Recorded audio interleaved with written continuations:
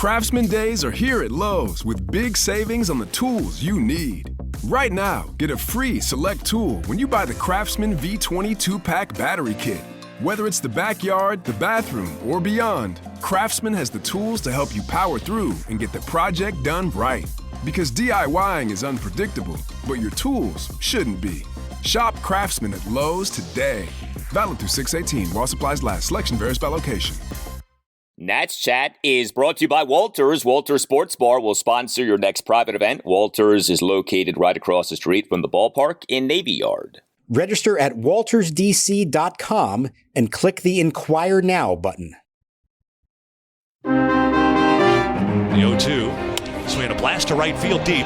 Dickerson back, turning all the way around. It's over his head, and it's off the top of the wall and over. A gone home run. On an 0-2 pitch, Lindor hits his 21st and makes it 5-1 New York. Raley coming set. He kicks and he fires. Swing and a foul tip held by Narvaez. Strike three. And that'll do it. 3 strikeouts for Raley. Pitching around the 2-out walk. And Brooks Raley will earn his second save of the series and third of the year as the Mets complete a series win, taking 3 out of 4 for the Nationals here at Citi Field.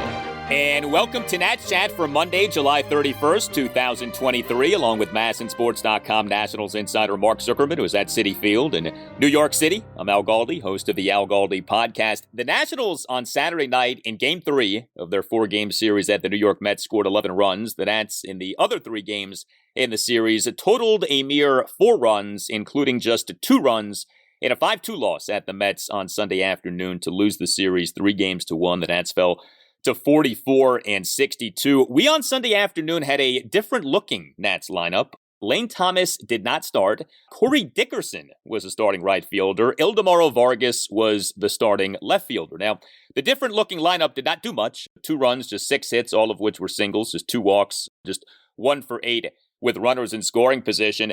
But Mark, this time of year, with what's coming up on Tuesday, the MLB trade deadline, 6 p.m. Eastern, it's hard not to wonder about things. And when you see a different looking lineup, thoughts cross your mind about what might be cooking with the Nats regarding that trade deadline. Yeah, I'm sure there were more than a few people when they saw that lineup come out on Sunday morning and saw who was missing from his usual spot in the number 2 position, thought, what's going on here? Lane himself, when he saw he wasn't in the lineup, went to Davey and said, what's going on? And Davey played around with him a little bit before finally telling him, no, I've wanted to give you a day off. I don't think I realized this. I knew he'd been playing a lot. He's only had 2 days off this year and none since April.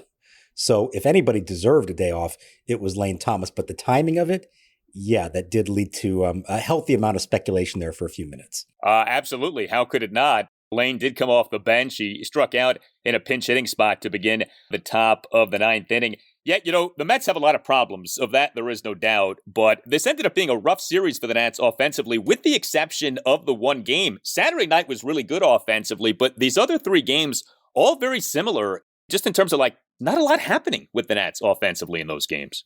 No, and, you give some credit to the guys they were facing, Senga, Scherzer, Verlander. If only the Mets were getting that all year out of those guys and a little bit of offense as well, maybe they wouldn't have been in a position where they're selling at the trade deadline. But they are still all, good and capable of being good pitchers, and the Nats saw the best of them, I think, in those 3 games. But, boy, there just was not a lot going on, and they had a little moment right away in the first inning. They score a quick run, not just with their bats, but with their legs. And you're thinking, okay, maybe they can get something going here.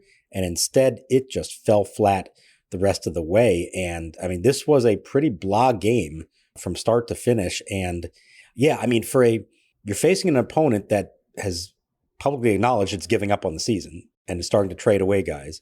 You would think, okay, here's a prime opportunity to get healthy off of that. And instead, they lose 3 out of 4 and look pretty lifeless in the 3 losses. Joey Meneses had a rough Sunday, 0 for 4 with 3 strikeouts. Luis Garcia went 0 for 3 with a strikeout. Corey Dickerson went 0 for 2. Alex Call 0 for 3 with a strikeout. But you mentioned the Nats making things happen with their legs. And I do want to highlight a guy who, once again, was an offensive bright spot for the Nats. CJ Abrams. You mentioned Lane Thomas having not gotten many days off this season. Abrams, since being installed as the number 1 guy, has been the number 1 leadoff batter in every game. He has not sat since this happened. And I don't know if he's going to sit the rest of the season with the way that he's going. It's interesting with Abrams because it's not like he in this series did a lot in the way of hits. Like, it's not like he had a bunch of extra base hits or anything like that. But especially over the last 2 games, you saw this guy making things happen. That 11-6 win on Saturday night, he only went 1 for 5 with a single, but we highlighted this on the previous show. That 4-run first was ignited by Abrams with his speed, I thought, generating a throwing error by the Mets third baseman Mark Vientos, who perhaps rushed his throw due to Abrams' speed.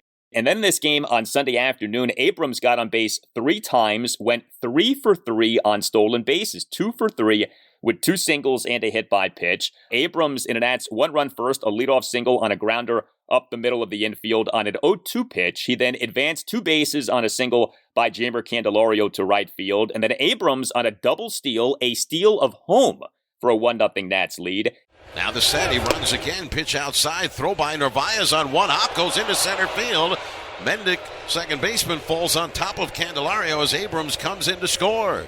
And the Nationals lead 1-0. Abrams in the top of the third, a 1-out single to right field and to steal a second base. Abrams in the top of the 8th, a leadoff hit by pitch and a steal of second base. He really is embracing this role of being the number 1 batter, the leadoff guy, the igniter. And he continues to thrive in that role. 21 for his last 21 on stolen base attempts. And that goes all the way back to early May. So this is long before he was hitting leadoff. But let's give credit here. This isn't just him having great speed and taking advantage of it. He has studied really hard, learned how to read pitchers, knowing going into a game which are guys you can run off of, which are the guys you can't, reading their moves and understanding what moves they make that suggest they're going to the plate versus picking off. So a lot of credit to him for really embracing this and becoming a good base stealer and a great leadoff hitter. I don't think we can undersell the significance of this. I know they need a lot more offensively and that this alone isn't going to do it for them. But boy, he has completely taken off since taking over this role. We've talked about that's at the plate, on the bases, in the field. He has been a totally different player. And we are starting to see who the real CJ Abrams can be. I mean, the base stealing stuff looks legit. I don't see any reason why that's going to change. Not at this early stage of his career when he's still young and runs so well. There's a lot of potential there for him to be not just a good leadoff hitter, but a truly dynamic leadoff hitter. Abrams on the season, 24 for 26 on stolen bases. You love a percentage like that. But, as Abrams has thrived in batting in the number 1 spot, we have seen Lane Thomas really struggle in the number 2 spot. Now, he did not start on Sunday afternoon, but like I said, came off the bench, had a pinch strikeout, and the numbers continue to be really bad. I mean, he was sat for this game in terms of starting pretty clearly because he's struggling. Lane Thomas is having a really rough month of July. We've talked about this. Lane Thomas, over the 4 games in this series, 1 for 14 with an RBI single and 7 strikeouts. He, in the month of July, has a batting average of .235, an on-base percentage of .275, a slugging percentage of .343. Initially, when Lane got bumped down to the number 2 spot, he actually had a few good games. And so I remember us joking like, oh, gee, it's not going to ruin Lane. I mean, he's only moving down 1 spot, and he's actually in a more prestigious spot. The number 2 spot is more meaningful in a lineup than the number 1 spot. But here's the bottom line now. Lane Thomas is not doing well in the number 2 spot. Lane Thomas now this season, 20 games as a number 2 batter, OPS of .557. I mean, the numbers are bad, and his slump more or less does coincide with him being bumped down from number 1 to number 2. I feel ridiculous even asking this, but do you think the move down 1 spot in the lineup actually has had an impact on Lane in a negative way? He will insist that it has nothing to do with it, and the Nats will say that the quality of at-bats hasn't been good and that he's, chasing a lot of pitches out of the zone that he wasn't before, and I think that's all correct. Now, deep somewhere in his psyche, is there something going on there? It's entirely possible. These guys are human, and baseball players are nothing if not superstitious. You're going well, you don't want to change anything. He was fine with the move when it happened. He did not complain about it. Completely understood why they were doing it. So again, I think officially, he's not going to use this as any excuse. But all it takes is a couple bad games and it starts to get in your head a little bit. And maybe there is some of that subconsciously going on in there. Now, it's really important for him to get out of this thing. If he were to go into a tailspin that goes the rest of the year, that changes a lot of stuff, and it really doesn't speak well as to what he could be for them in the future. We know that there's still a chance in the next 48 hours that they make a move there. I still feel like that's unlikely. I felt like it's unlikely all along. But the reason they would not be trading him is because they do believe he can be a significant player for them moving forward, and that what we saw in the first half of the year was legitimate and not a fluke. So he needs to get this thing back together. It's an important test for a guy who has been streaky in his career in the past. So it's not like he hasn't had to try to figure things out before.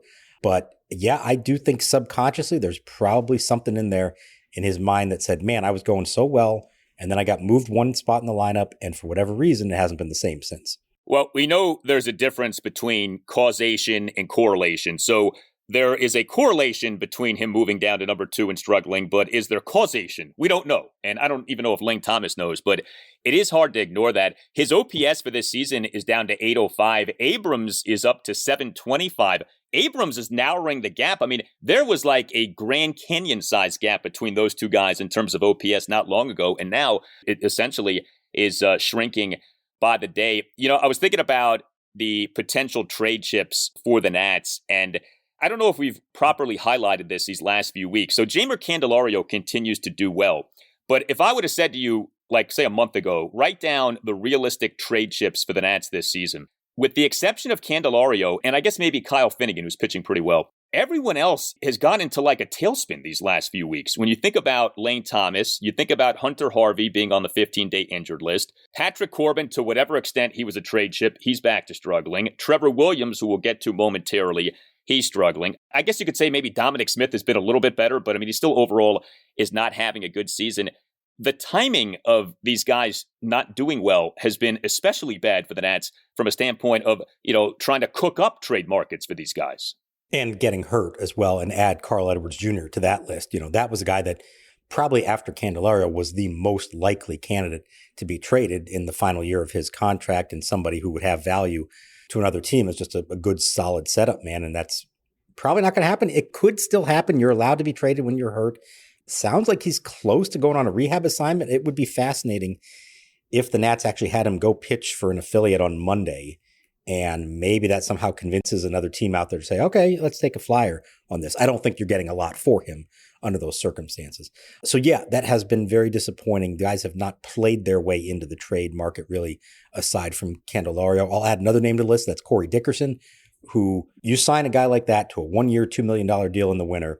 The expectation is, let's get as much as we can out of him for 4 months, and then let's move him at the deadline. And he has done very little, if anything, to merit being under consideration for a trade. And that's another huge disappointment. Kind of like Nelson Cruz last year. The difference here, they paid Nelson Cruz a lot more money than they're paying Corey Dickerson. But, you know, if they get to Wednesday and Dickerson, Smith, Corbin, Williams, Edwards, Finnegan, Thomas, you name them, they're all still on the team. In some of those cases, you say, okay, that's fine. That's not a bad thing. But in a lot of those cases, that's actually a bad sign. It was not supposed to work out that way.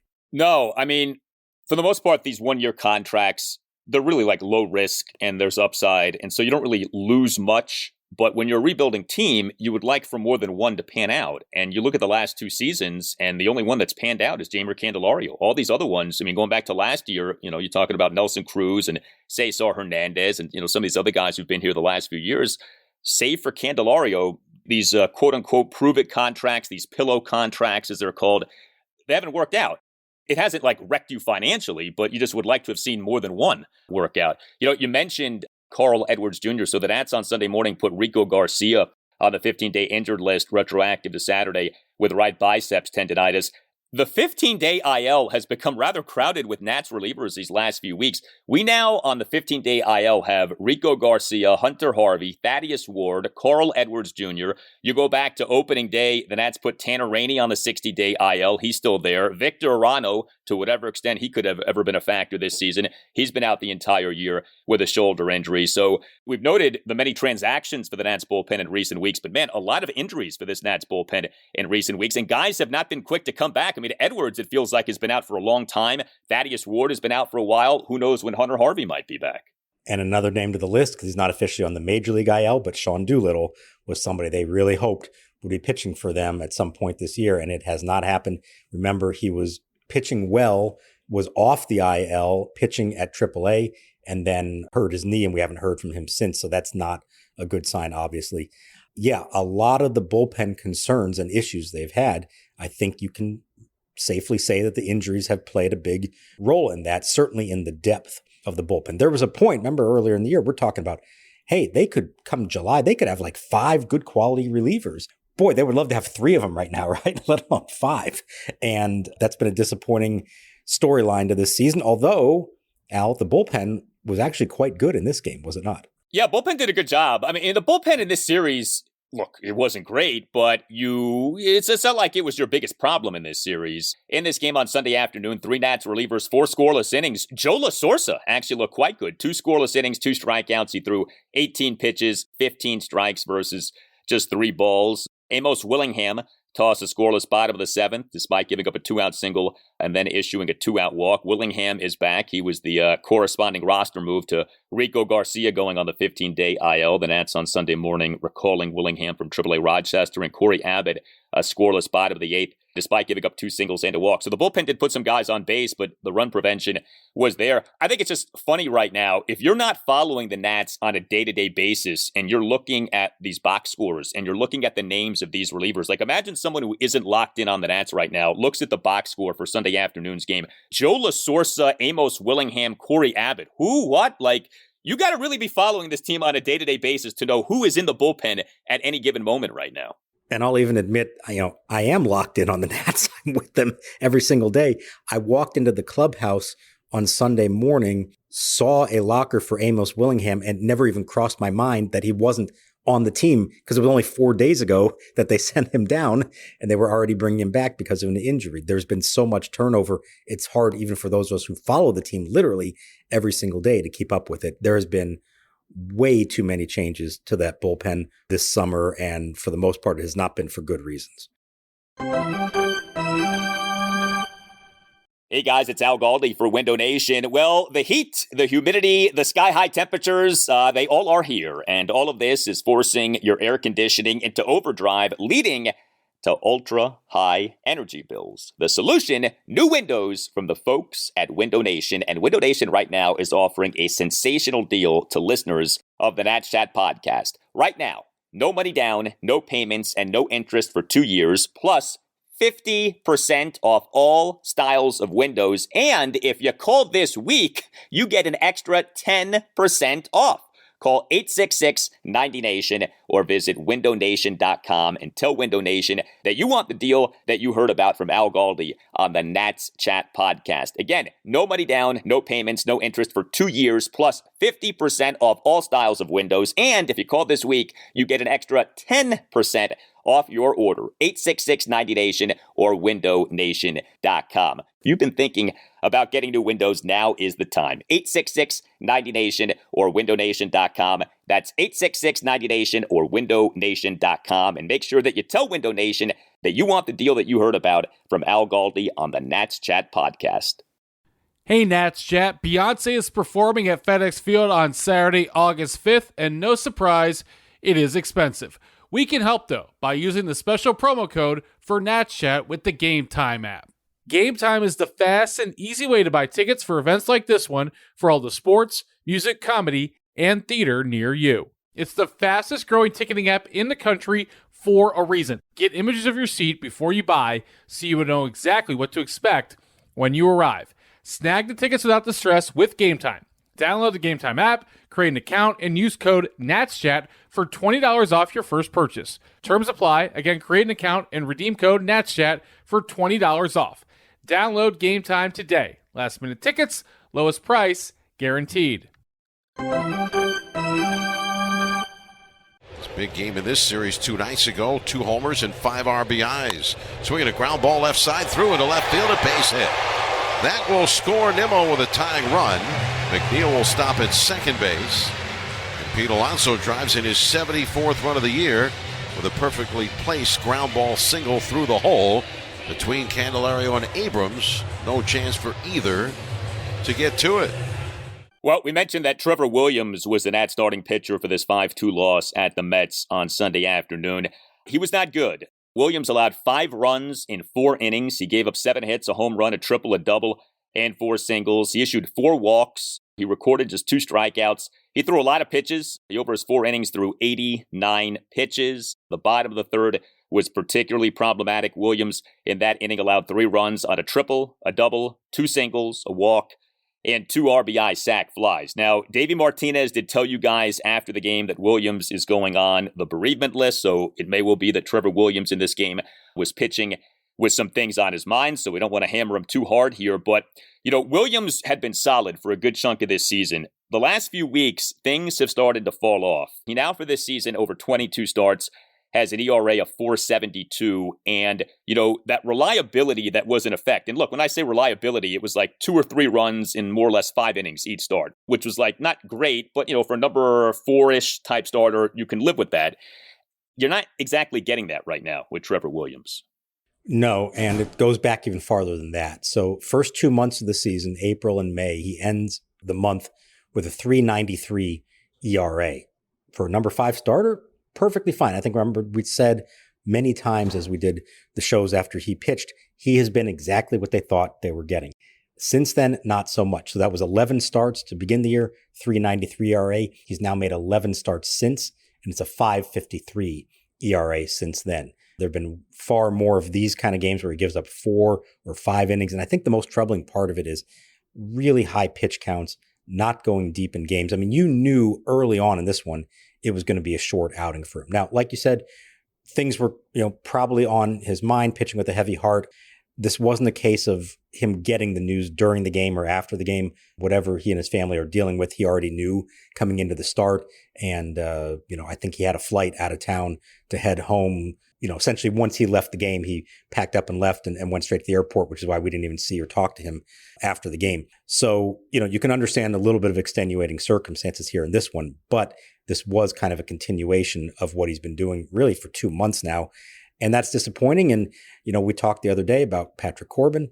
For now, Corbin and Williams are a part of this rotation, and there aren't enough viable alternatives to that.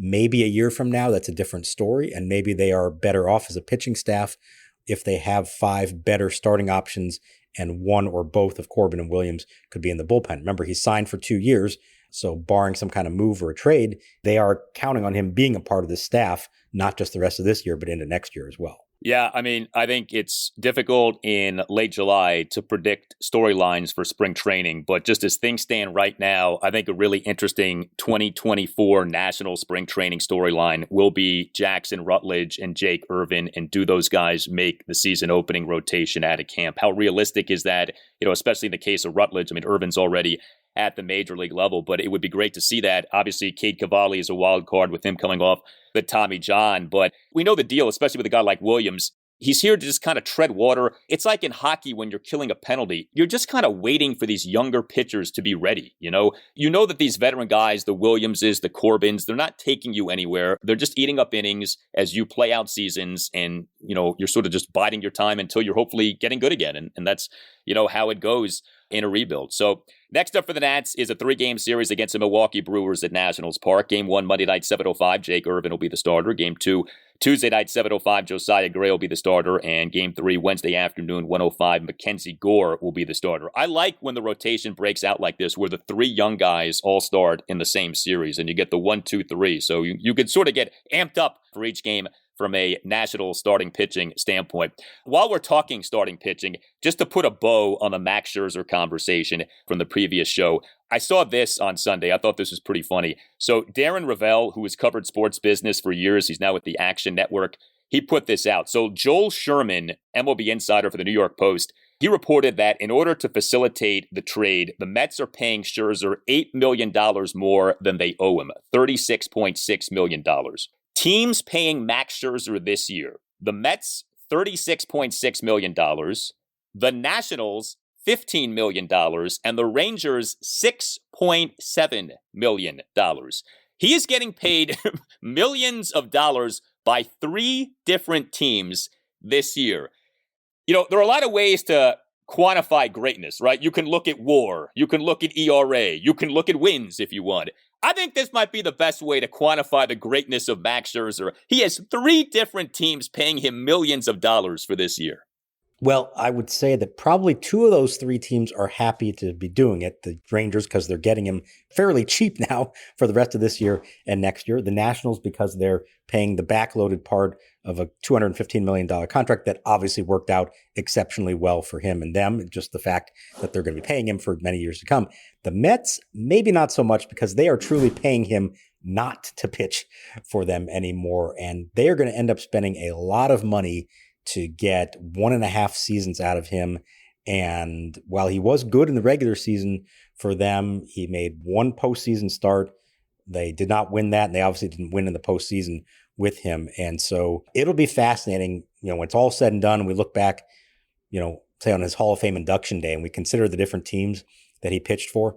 What will the thinking be about Max Scherzer and the Mets? What will people remember about that? I'm guessing it's not going to be the highlight of his career, the year and a half that he pitched here, even if it wasn't necessarily his fault. But boy, did that not work out in the end for the New York Mets. No, and we know how Max is. I mean, he's not shy about speaking his mind when he does his introductory presser for the Rangers, whenever that is, and he gets asked the inevitable questions about, hey, Max, what went wrong with the Mets? How do you look back upon your time with the Mets? I don't know that you're going to get some, politically correct answer from Max. I would not be stunned at all if Max, just cut loose and shot from the hip and said exactly how he feels about what happened. Yeah, it would not be wrong for him to do that, or out of character for him to do that. But, let's also wrap this all up by pointing out a very important thing here. And I love Max. We all love Max. But when he became a free agent and he's looking around and where are you going to sign? And he ends up going to the Mets on a 3-year contract at his age for $43 million a year. The reaction around baseball was, that's insane. Max Scherzer is good, but he's not that good at this stage of his career. And he is clearly taking an offer to go to a lesser team, or a team that has less of a chance of winning than some of the more obvious ones like the Dodgers and others, because he can't turn down that kind of contract. They made him an offer he couldn't refuse. And while, he lived up to his end of it, I guess, in the end, if he has any complaints about the way things went here, he has to point the finger at himself at least a little bit. He didn't have to accept that deal. He could have gone somewhere that had a little better chance of winning in the short term. But you can understand it's awfully hard to turn down that kind of contract when it's offered to you. It is. It's almost different with the Mets, too, because Steve Cohen's wealth is such that this is like all monopoly money to him. So, the Mets this year are this gigantic disappointment, especially from a payroll standpoint. But I don't know that impacts anything with them moving forward. Like, this guy doesn't care. Cohen spends money like crazy. And I don't know that what has happened this season is going to dissuade him from spending like this in the future. This is one of the things I wonder about with the Nationals ownership situation. Whenever that gets resolved, whomever ends up buying the team, what kind of wealth are we talking about? Because one of the things that you can kind of lose sight of, but I know like in following what's happened with the football team, you really come to learn, there are different levels of extreme wealth. Like, there's a difference between being worth, say, $2 or $3 billion and like $9 or $10 or $15 billion. It's not all, oh, they're all rich. Like, yes, they are, but there are different levels of insane wealth. And if you're at that upper tier of wealth, you can do things like Steve Cohen, which is have $300+ million payrolls and do that year in and year out and not care about the competitive balance tax. It really does change everything for a team. I'm not saying that's a good way to build a team. It isn't. But, when you can just swallow swings and misses in free agency and on big money contracts and just keep moving forward, man, that is an advantage over teams that, if they have one or two bad contracts for big money, that sets the team back for years. You don't have that with the Mets necessarily. It would be like buying a social media site for way more than it's worth and then running it into the ground, right? Oh, that's a different subject. Sorry. Yeah, there absolutely is. And you make a good point that what the Mets are doing right now is not what the Nats did 2 years ago. They're not tearing down and starting all over again. They are making a calculated decision to say, this team isn't going to win this year. Let's move what we can, get something in return. And then we're starting over this winter in an attempt to win again. They're going to spend big. I don't doubt that. Steve Cohen is not the kind of owner that's going to go through a 3, 4, 5 year rebuild at all. There's another aspect to this, and I think it'll be interesting as well whenever we get to a point that whether it's the same owners or new owners with the Nationals. And I think you have to keep this in mind, and it's such a big motivator in sports and in sports ownership. the desire and the pressure to win a title. I think the Lerners felt that for a long time because DC had not done it in a long time. They got their title. Are they going to feel that, or is a new owner going to feel that again? I know it feels like ancient history, but it's only 4 years ago they won the World Series. Is there still that kind of motivation to really go all in for it? I think if you're the owner of the New York Mets, who haven't won since 1986, yes, there's going to be that motivation. If you own the San Diego Padres, who haven't won a World Series ever in their existence, yes, you're going to feel that way. If you own the Washington Commanders, who have not won anything in a long time, you are motivated to try to go all in and win a title now. The Nationals are in a different situation, and that, I think, sometimes is an underrated motivator of all this. It's not just how much money you have, but how much motivation you have and pressure you feel within and from your fan base to win something that you have not won in a long time. It would have been interesting because we know now, looking back, 2019 was not the beginning of anything. It was the end. It was the ultimate exclamation mark on this run of 2012 through 2019. Had 19 been more the beginning of something or the continuation of something to where the team didn't just fall off the cliff starting in 2020, but had continued to be good, would the Lerners have continued to have high payrolls and spent as the ownership had spent prior to 2019 if the Nats had essentially held up their end of the bargain and continued to be good and continue to be contending? Or would ownership have taken its foot off the gas? The taking the foot off the gas, of course, coincides perfectly with the team getting bad. So you can't really complain about the lack of spending the last few years from a standpoint of like not signing free agents, because you're not supposed to do that when you're bad anyway. But what if the Nats had remained good beyond 2019? Would ownership have continued to spend as ownership had been spending? I think that's an interesting what if. Yeah, no, I think so too. I think the most likely scenario would have been trying to keep that core group together for as long as they could and make another run at it. But I think there was an understanding that once all those guys got older or became free agents, they didn't have the pipeline. We've talked so much about this to sustain it. And so unless you're going to go all in on free agents, I don't know they would have gone that way. Let's also remember the pandemic was thrown into this mix at the same time, and that was a big part of it. But my hunch is that maybe they could have challenged for another 1 or 2 years and gone for it. Maybe they could have made it back again. But I think eventually it would have caught up to them, and they would have had to come to the same realization that we need to go young. We need to start over here. And if we don't have the prospects already in our own system, then we're really going to have to start over. And that's ultimately what did happen. Yeah. And of course, another what if is what if the Nats had drafted and developed better during those contending years and didn't have to rebuild after 19, could have replenished the departing stars with new stars. But that's a different conversation. Well, we always enjoy hearing from you. You tell us what you think. Hit us up on Twitter at @Nats_chat. You can email us as well, natschatpodcast@gmail.com. We'd love to have you as a sponsor of the show. If you'd like to participate, contact Tim Shover, see what we can do for you. Again, that email address is natschatpodcast@gmail.com. We have a website as well, natschatpodcast.com. You can get yourself a Nats Chat Podcast t-shirt. We always enjoy hearing from people and seeing people wearing their Nats Chat Podcast t-shirts everywhere. All Nationals radio highlights on Nats Chat are courtesy of 106.7 The Fan. A thank you to Tim Newmark for the music of the Nats Chat podcast. Check out his site, timnewmark.com. For Mark Zuckerman, I'm Al Galdi. We thank you for listening, and we'll talk to you next time on the Nats Chat podcast. Here's the 2-2, and it's hit high in the air, out into right center field. Retreating is Frazier. He makes the catch. Tagging is Tosta. It's Fox Partney. He scores, and the ball game is over.